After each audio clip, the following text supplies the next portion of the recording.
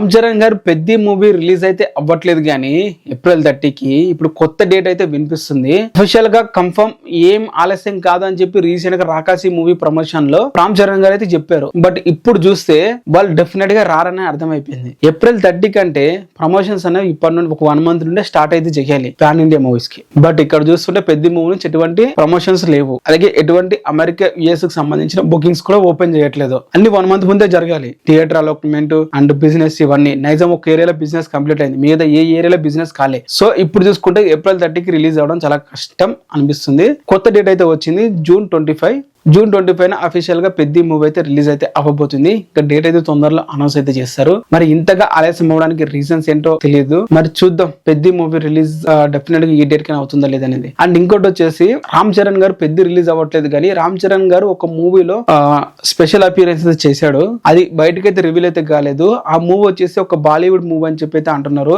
భూత్ బంగ్లా ఇంకొక 1-2 weeks release అయితే అవ్వబోతుంది. అక్షయ్ కుమార్ గారి హీరోది. మరి రామ్ చరణ్ గారు నిజంగానే భూత్ బంగ్లా ఉన్నారా? ఉంటే మన అయితే దాని స్క్రీన్ మీద అయితే చూడొచ్చు స్పెషల్ అపిషన్ ద్వారా. మరి మీరేమంటారు దీని మీద? కింద కామెంట్ అయితే చేయండి.